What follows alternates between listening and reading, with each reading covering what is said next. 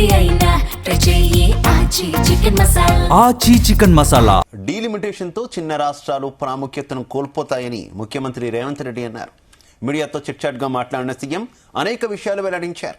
Delimitation తో దక్షిణాది రాష్ట్రాలు ఎంపీ స్థానాలు 195 మాత్రమే పెరుగుతాయని, అదేవిధంగా ఉత్తరాది రాష్ట్రాల స్థానాలు 600కు పైగా పెరుగుతాయన్నారు. దీంతో కేంద్రంలో అధికారంలోకి రావడానికి దక్షిణాది రాష్ట్రాల అవసరం ఉండదన్నారు. 2027 మార్చి నాటికి జనగణన పూర్తి చేసి అప్పుడు డీలిమిటేషన్ చేయాలన్నారు. డీలిమిటేషన్ పార్టీల సమస్య కాదు, ప్రాంతాల సమస్య అన్నారు. ఆర్థిక జీడీపీ పరంగా సీట్లను నిర్ణయించాలన్నారు. అలాగే మహిళా రిజర్వేషన్లకు కాంగ్రెస్ కట్టుబడి ఉందని, మహిళా రిజర్వేషన్లు అమలుపరచడానికి డీలిమిటేషన్ అవసరం లేదని రేవంత్ రెడ్డి స్పష్టం చేశారు.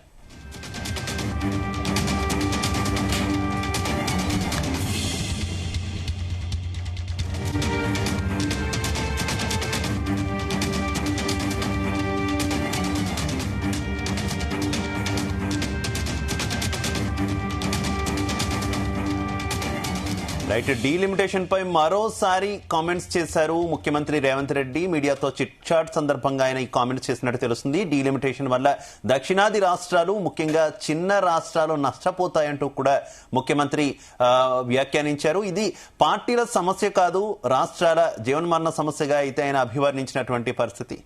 ఇక చిట్ చాట్ లో ముఖ్యమంత్రి కామెంట్స్ కి సంబంధించి మరింత ఇన్ఫర్మేషన్ మా చీఫ్ న్యూస్ కోఆర్డినేటర్ రాధాకృష్ణ అందిస్తారు. రాధాకృష్ణ. శివ, ఢిల్లీలో సీఎం రేవంత్ రెడ్డి మీడియా ప్రతితో చిట్చాట్ నిర్వహించారు. సో దీంతో చిట్చాట్లో భాగంగా చాలా కీలకమైన అంశాలను ప్రస్తావించిన పరిస్థితి కనబడుతుంది. ముఖ్యంగా ఇటీవల పెద్ద ఎత్తున దేశవ్యాప్తంగా చర్చ జరుగుతున్న అంశము, అందులో మొత్తంగా అన్ని రాజకీయ పార్టీలు కావచ్చు, రాజకీయ ప్రతినిధులు కావచ్చు, ఎంతో ఆసక్తిగా ఎదురు చూస్తున్నటువంటి డీలిమిటేషన్ పైన సీఎం రేవంత్ రెడ్డి తన మనసులో మాటను బయట పెట్టారు. సో మరొకసారి గతంలో ప్రస్తావించినట్టుగానే ఇప్పుడు కూడా డీలిమిటేషన్ పైన ఒక రకంగా తన అసంతృప్తి కావచ్చు, రకం బాహాటంగానే విమర్శలు ఈ చిట్ చాట్ లో ప్రస్తావించిన పరిస్థితి కనబడుతోంది. సో ప్రస్తుతం ఏదైతే మహిళా రిజర్వేషన్ అమలు పరచడానికి డీలిమిటేషన్ అవసరం లేదు, దీనికి దానికి ఎందుకు లెక్క పెడుతున్నారు?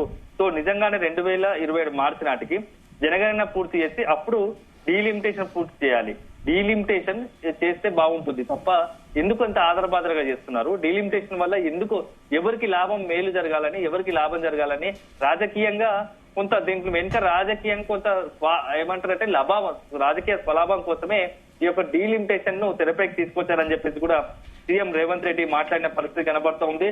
సో ఒక రకంగా డీలిమిటేషన్ ఇది రాజకీయ పార్టీల సమస్య కాదు. ఇది రకంగా చెప్పాలంటే మొత్తం ఈ డీలిమిటేషన్ జరిగితే ఇప్పుడు ఏదైతే కేంద్రం చెప్తున్నదో 50% ఇప్పుడు ఉన్నట్టు వాటికి ఆయా రాష్ట్రాలకు సంబంధించి ఉన్న వాటికి 50% అదనంగా అసెంబ్లీ కావచ్చు, నియోజకవర్గాలు కావచ్చు, లోక్సభ నియోజకవర్గాలు పెంచుతామని చెప్పేసి కేంద్రం చెప్తుంది కదా. అదే జరిగితే ఇది ఖచ్చితంగా దక్షిణాదికి పెద్ద ఒక విఘాతకంగా మారుతుంది. దక్షిణాదికి తీవ్ర స్థాయిలో అన్యాయం జరిగే అవకాశం కనబడుతోంది.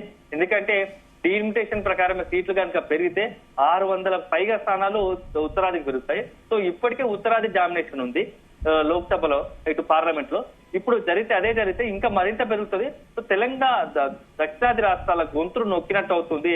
సో ఇది కరెక్ట్ కాదు, పదే పదే నేను చెప్తున్నాను. ఇది ఖచ్చితంగా దీనికి సంబంధించి అవకాశం వచ్చినప్పుడల్లా ఈ డీలిమిటేషన్ పైన తను బహిరంగంగానే దీనికి సంబంధించి రెస్పాండ్ అవుతాను కూడా, భవిష్యత్తులో కూడా నా ఒపీనియన్ మారబోదు అంటూ కూడా క్లారిటీ ఇచ్చారు. సో ఇక నెక్స్ట్ మహిళా రిజర్వేషన్ డీలిమిటేషన్ తో లింకు పెట్టి రాజకీయంగా దీన్ని లబ్ధి పొందాలని చూస్తున్నారు. సో ఇది ఖచ్చితంగా ముమ్మాటికి ఇది రాజకీయ కోణంతో చేస్తుంది తప్ప ఇది మొత్తం పూర్తి స్థాయిలో పారదర్శకంగా చేయట్లేదని చెప్పేసి కూడా సీఎం రేవంత్ రెడ్డి అన్న పరిస్థితి కనబడుతోంది. బీసీ రిజర్వేషన్లు కులగణన జరగకుండా మోసం చేస్తున్నారు. ఎందుకంటే మొత్తంగా దేశవ్యాప్తంగా కూడా ఎక్కువ మంది బీసీలు ఉంటారు కాబట్టి వాళ్ళకు న్యాయం జరగాల్సిన అవసరం ఉంది. అలాంటిది బీసీలకు న్యాయం జరగకుండా ఈ కులగణన చేయడం ఎంతవరకు కరెక్ట్? ఈ కులగణన జరగకుండానే కేంద్రం మోసం చేస్తుంది, ఇది కరెక్ట్ కాదు కదా అని చెప్పేసి కూడా కేంద్రాన్ని ప్రశ్నించిన పరిస్థితి కనబడుతోంది. సో డీలిమిటేషన్ విషయంలో వివక్షకు మేము సిద్ధంగా లేము, ముందు జనగణన చేసిన తర్వాత నియోజకవర్గాలుగా చర్చించాలి. తెలంగాణలో 5 నెలల్లో జనగణన పూర్తి చేస్తాము, జనగణన చేస్తాం. దాంతో పాటుగా క్యాస్ట్ సంబంధించి క్యాస్ట్ సెన్సస్ కులగణన కూడా చేస్తాము. 2027 మార్చి నాటికి జనగణన పూర్తి చేసి అప్పుడు డీలిమిటేషన్ పూర్తి చేయొచ్చు కదా. ఎందుకంటే ఇప్పటికీ కేంద్రము డీలిమిటేషన్ సంబంధించి మొత్తంగా పూర్తి స్థాయిలో ప్రకటనలు విడుదల చేసింది. 2027 మార్చి నాటికి డీలిమిటేషన్ పూర్తి చేస్తామని చెప్తుంది కాబట్టి అది పూర్తయిన తర్వాత అది చేస్తే బాగుండదు కదా, ఎందుకు ఇంత ఆదరాబాదరగా చేస్తున్నారు అని చెప్పేసి ఆ సీఎం రేవంత్ రెడ్డి ప్రశ్నిస్తున్న పరిస్థితి కనబడుతోంది. దక్షిణాది రాష్ట్రాలు ఇప్పటికే అయితే రాధాకృష్ణ గత కొద్ది కాలంగా ముఖ్యమంత్రి రేవంత్ రెడ్డి ఈ అంశం మీద ప్రధానంగా లేవనెత్తుతున్నటువంటి అంశం చూస్తున్నాం. ముఖ్యంగా సౌత్ లో కూడా ఎక్కువగా రేవంత్ రెడ్డి ఈ అంశాన్ని పదే పదే ప్రస్తావించడాన్ని కూడా మనం అబ్జర్వ్ చేస్తున్నాం కదా. ఏమనుకోవాలి, పార్టీ పరంగా కాంగ్రెస్ పార్టీ డీలిమిటేషన్ ని వ్యతిరేకించకపోయినప్పటికీ కూడా రాష్ట్రాల పరంగా ఆయా రాష్ట్రాల పరిధిలో ఉన్నటువంటి ఇబ్బందులను తెర మీదకు తీసుకొస్తున్నారు అనుకోవాలా, లేదంటే కేవలం ముఖ్యమంత్రి రేవంత్ రెడ్డి ఈ అంశంలో ముందుండడాన్ని ఏ రకంగా చూసుకోవచ్చు? శివ మొదటి నుంచి కూడా ఇప్పుడే కాదు, డీలిమిటేషన్ అనేది ఒక అంశం తెరపైకి వచ్చినప్పుడు గత కొద్ది నెలలు కూడా చూస్తాము.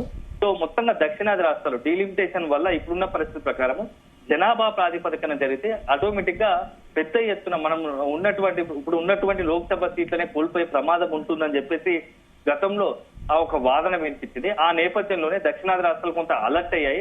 దక్షిణాది ముఖ్యమంత్రి అంటే చెన్నై వేదిక కూడా అన్ని రాష్ట్రాలకు సౌత్ కు సంబంధించి దక్షిణాది రాష్ట్రాలకు సంబంధించినటువంటి కీలకమైన రాజకీయ పార్టీలన్నీ కూడా దక్షిణాది రాష్ట్రాలకు సంబంధించినటువంటి కూడా చెన్నైలో భేటీ అయ్యాయి. సో అక్కడ సీఎం స్టాలిన్ తో పాటు తమిళనాడు సీఎం స్టాలిన్ తో పాటు ఇక్కడ తెలంగాణ ముఖ్యమంత్రి రేవంత్ రెడ్డి ఇలా అందరూ కూడా కీలకమైన నాయకులంతా కూడా అక్కడ వేదికగా చర్చించారు. అన్ని రాజకీయ పక్షాలు ఇంక్లూడింగ్ మన ఒక రకంగా చెప్పాలంటే తెలంగాణ నుంచి బీఆర్ఎస్ నుంచి వర్కింగ్ ప్రెసిడెంట్ కేటీఆర్, అదేవిధంగా సీఎం రేవంత్ రెడ్డి ఇద్దరు కూడా అటెండ్ అయ్యి అక్కడ చర్చించారు.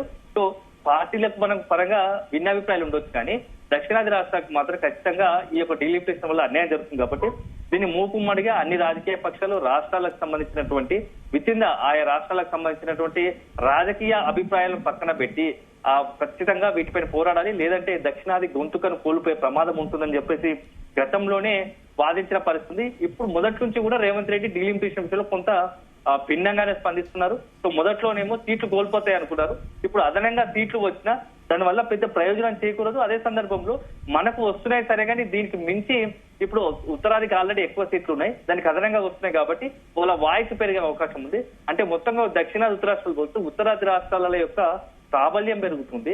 వాళ్ళకు లోక్సభలకు సంబంధించినటువంటి వాళ్ళకు సీట్ల సంఖ్య పెరిగితే మరింత ఆయా రాష్ట్రాలకు ఎక్కడైతే ఉత్తరాదికైన డామినేషన్ అభివృద్ధి విషయంలో కావచ్చు, మిగతా విషయాలు అన్నింటిలో వాళ్ళదే అప్పర్ హైట్ అవుతుంది.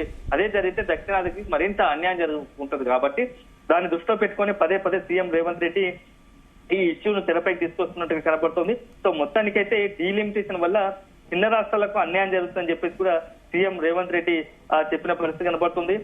ఇంకా అన్యాయం చేస్తామంటే, ఇప్పటికే అన్యాయం జరిగింది, ఇక అన్యాయం చేస్తామంటే చూస్తూ ఊరుకుపోము, ఖచ్చితంగా తిరగబడతాము. చిన్న రాష్ట్రాల ప్రాముఖ్యతను కోల్పోతాయి కాబట్టి డీలిమిటేషన్ పై ఇండియా కూటమి పార్టీలతో అవసరమైతే చర్చిస్తాం. మేము డీలిమిటేషన్ కు వ్యతిరేకం కాదు, కానీ అదే సందర్భంలో పారదర్శకంగా అడవి లేకుండా పూర్తి స్థాయిలో జనగణన కులగణన జరిగిన తర్వాతే యాజ్ పర్ షెడ్యూల్ ప్రకారమే చేయాల్సి ఉంటుంది అనేది. అదేవిధంగా పెద్ద చిన్న రాష్ట్రాల మధ్య సీట్ల వ్యత్యాసం ఉంటుంది కాబట్టి ఇది వివక్షకు దారితీస్తుంది. కాబట్టి ఇలాంటివి రాకుండా జాగ్రత్త పడాలి. ఒకవేళ కనుక ఈ వ్యత్యాసం వస్తే అల్టిమేట్ గా ప్రజా ఉద్యమాలకు దారి తీస్తుంది. సో ఈ రకంగా ఆర్థిక జీడిపి పరంగా కూడా సీట్లను నిర్ణయించాలని చెప్పేసి సీఎం తన వ్యక్తిగత అభిప్రాయాన్ని వివరించారు. ఎందుకంటే వ్యత్యాసం ఉంటే ఖచ్చితంగా ఉద్యమాలకు దారితీస్తుంది. అదే సందర్భంలో డీలిమిటేషన్ సంబంధించి పక్కన పెట్టే కాంగ్రెస్ సంబంధించి మహిళా రిజర్వేషన్ బిల్లుకు మొదటి నుంచి కట్టుబడి ఉంది. సో మహిళా రిజర్వేషన్ విషయంలో మాత్రం తమకు ఎలాంటి అభ్యంతరం లేదు, కానీ డీలిమిటేషన్ విషయంలో మాత్రం కేంద్రం ఖచ్చితంగా పునరాలోచన చేయాలి. ఎందుకంటే ఇది కేవలం ఒక తెలంగాణకు అంశం విషయమే కాదు, దక్షిణాది రాష్ట్రాలన్నిటికీ సంబంధించినట్టు అంశము.